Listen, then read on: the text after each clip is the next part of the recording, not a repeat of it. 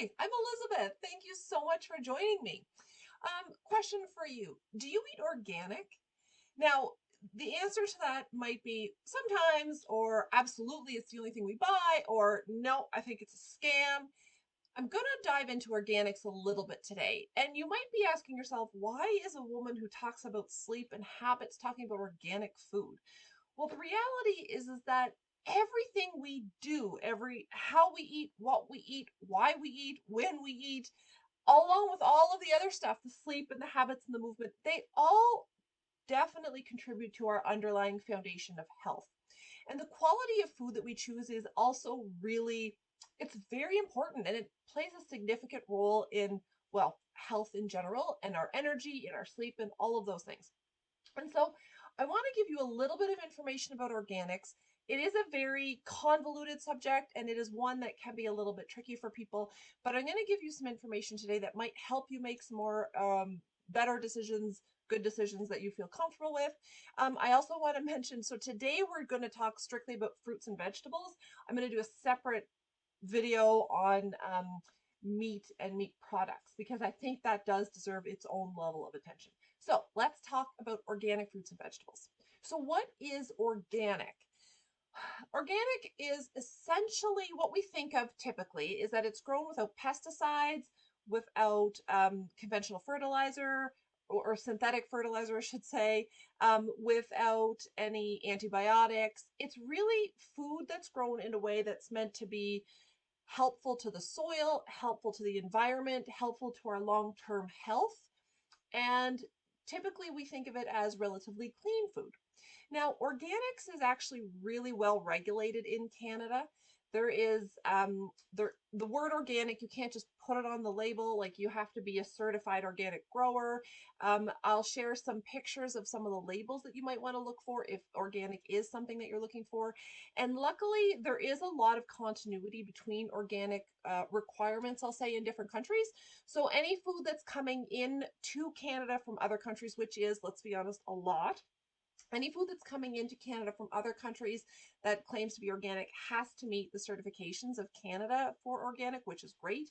Canada and the US and the European Union all have um, the same regulations essentially, so food can move pretty freely between those countries or those nations, I'll say. But there is some tight regulation around what organic means and who can use that word in Canada. Now, one of the hurdles that a lot of people say about organics is, well, I just can't afford it. The reason that organic food is more expensive than non-organic food is because of the labor that goes into it and the loss that farmers accrue. So the way that we've evolved our farming, which is a whole other story, and it's there's lots of information on this, but the way that we've evolved our farming isn't necessarily the healthiest for the earth, for the soil, or for us. There's a lot of monoculture now, so it's a lot of one crop growing at a time. Thankfully, most farmers do abide by crop rotation, which is amazing and helpful. We put a lot of synthetic fertilizer in the ground. Nitrogen is a really limiting element when it comes to food growth. And so we manufacture a lot of that and add it in. And typical farming practices can pretty easily deplete the soil, leaving food behind that's a little bit less nutritional than we would like. Organic farming is a lot slower. It's a lot more, it's about the health of the soil. So it takes a lot longer. You're not using the pesticides, so you lose a lot more of your product or your crop rather to, well, pests, insects, all sorts of things. And it takes a lot more actual one-on-one hands-on attention than a farm where you can just plant something and spray it and leave it. So because of the increased labor and typically the increased risk of crop loss with organic farms compared to the other non-organic farming, that's what causes it to be more expensive than the other foods. Now, are they different nutritionally? Are organic foods and non-organic foods different? The studies are very mixed on this. Some studies say that yes, organic foods have more nutrition. Excuse me. Other studies say that no, organic foods do not have more nutrition. I'm going to add, I think it has, if there is a difference, and to be honest, to the research, there is no clear definition or there is no clear answer to that question. But I think what it comes down to is your soil health. A really good, healthy soil is going to have more nutrients in it. It is going to make your food more nutritious. That doesn't mean that just because a food is organic, it's grown in healthy soil. Okay. That is a goal of organic, and most small organic farms are going to aim to achieve that. But there are a lot of large scale organic farms that have specific practices in place that aren't necessarily really focused on the health of the soil either. So I think that's probably what's coming up with like the mixed reviews on the nutrition value. Um, Generally speaking, we don't it isn't clear, but if a food that is grown in healthy soil, whether you use pesticides or not on that food, that is typically what is going to give you more nutritional benefit. One question I'm going to pose to you when you're considering organic, and it might not be a question that you've ever thought about before, is organic versus local. So, if you're someone who abides by the concept that you need to eat organic exclusively, which is totally fine and reasonable, you have to keep in mind what that looks like for you over the span of a year. In the winter, depending on where you live, so I live in Ontario, Canada, where the winters are typically pretty chilly and snowy, and there's not a whole lot of food growing happening, at least not yet, until we get some better technology and some good greenhouses going. We import a lot of our food. So if your food is coming from far away, if your food is coming from South America, South Africa, and you're looking for organic produce, that's great. It's organic. It's all there. But if you have the option to get something that is more, let's say, local. So let's say you've got apples that have been stored that are coming from a local person, like a local orchard, but they're not organic. Or let's say you've got carrots or root vegetables or cabbage or things that really do store well that can still be coming from more local areas, even in the winter. Those are your options. Now, again, it's not a one or the other. You can do kind of a mixture of both, but there's a couple things to consider. So, is the organic food going to be healthier for you? Actually, in this context, I'm not so sure. When we have food that travels from a long distance away, because it has to travel so long, it's picked before it's ripe. The longer that any food, doesn't matter what, fruit, vegetable, root vegetable, whatever, the longer that a food can sit on the vine or wherever it grows and ripen, the more nutrition it's actually going to have for you. So you might be sacrificing some of your nutrition for organic food that's coming from far away compared to local food that might not be organic that you can get in more in season. Again, this is very hard to do exclusively in the winter time, but definitely something to consider in the summer.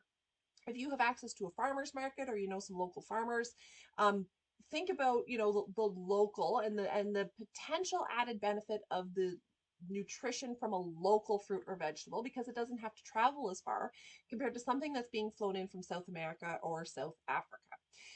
You also, if this is a concern for you too, thinking about the environmental impact of where your food comes from. There's a diet that I haven't been so brave as to try yet called the 100 Mile diet. And I have to be honest, I'm really intrigued by it. Maybe sometime I'll try that adventure. I myself rely on food that comes from far away, don't get me wrong. But just kind of taking those two things into consideration does actually potentially change the quality of the food. Like I mentioned, organic food is going to reduce your exposure to pesticides, to fertilizers, to all of those things. But do those benefits outweigh the benefits of getting food locally? I don't know. The answer is very individual and it's going to be depending on the season, but something to think about. Something else on that argument, too, with the local side of things, organic certification can be really challenging for a small farm, especially to get and keep. It's expensive, it's time intensive. Maintaining it is a challenge, or I shouldn't say it's a challenge, but it's work. And so it might be worth having a conversation with, if you know any local farmers or anyone in your area that does sort of like small garden, like small farm, I'll say farming, have a conversation with them about their farming practices. It's entirely possible that they might be close to organic. Maybe they're not exclusively organic, but they're local. So you might be able to find some really great vendors at your local farmers market or just by talking to people that you know. It is entirely possible to get really good quality produce that actually has low pesticide and low fertilizer and low antibiotic exposure by just having conversations with people that you know that isn't necessarily coming from a giant organic farm somewhere far away. So just have those conversations and keep your eyes and your ears and open for people around you that you can talk to about their farming, and maybe that you could get some um, produce, some fruits or veggies from. If the exposure to pesticides and synthetic fertilizers, and one other thing that I forgot to mention is additives. So organic food is not allowed to have any additives, flavors, colors, all of those things added. That's irrelevant when we're talking about fruits and veggies. Fruits and veggies don't have, organic or non-organic, they don't have that anyway. That does become more relevant when we're talking about packaged food. So is processed or packaged organic food better than non-organic food? Um, I don't know. So let's say you have the option to buy Kraft dinner, or you have the option to buy an organic mac and cheese. Is one better than the other for you? I'm gonna say probably not, to be truthful. Yes, that word organic might sell. Yes, it might mean that they're coloring their cheese with turmeric instead of a colored FD something something something. But at the end of the day, the nutrition of it is still mac and cheese. So when you are considering if you're going to be buying packaged and processed foods, which we all do, don't get me wrong, this is a normal thing that all of us do. Keep in mind what the organic label means to you and if it's important. It might be really important that you get an organic mac and cheese, which is great, but I just want you to consider the whole nutritional value of the food as opposed to just maybe this one word organic. But back to the produce for a second. If reducing exposure to all these things is important to you, I would highly suggest, if you haven't already, check out the Environmental Working Group's Dirty Dozen and Clean 15. So the Environmental Working Group is a fantastic organization that looks at the environmental impact, environmental impact, but more like the personal impact on all sorts of things. And they put this list out every year. And their Dirty Dozen is the top 12 fruits and vegetables that have the most pesticide exposure. And so you can go check that out. I'll link that here so you can click right over to it. But it talks like strawberries, spinach. They have some that kind of stay on the list every year.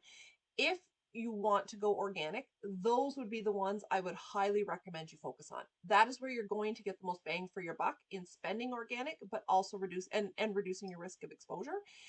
But on the flip side, they also have the Clean 15. So those are the 15 foods that tend to not carry as much pesticide residue. And those ones, it's a little bit easier and safer to eat them in a non-organic form.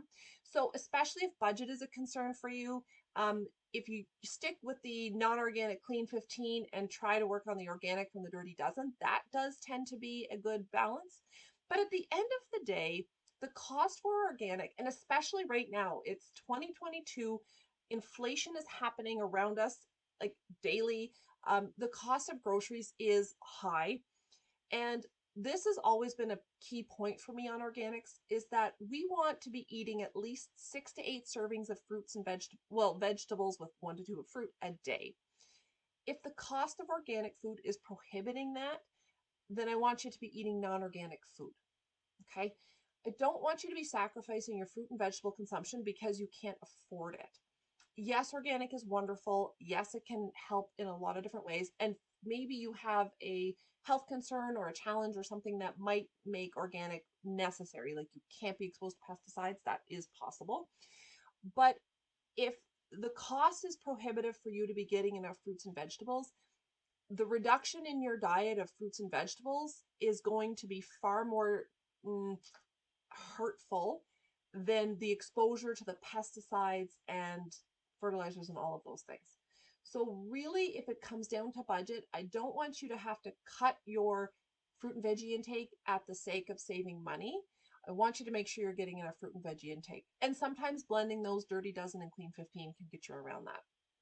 At the end of the day, there is no right or wrong when it comes to organic food. It's what works best for you, for your family, for your budget. So the things that you need to consider, so exposure to pesticides, additives, etc. Is that a place where you're comfortable with your level right now? You know you need to dial it back. You're pretty clean and things are good. It comes down to cost. We just talked about that, right? Where can you put your money? What are you interested? What are you not interested, but willing to invest in? and where does that fall? The taste, something else I didn't mention either.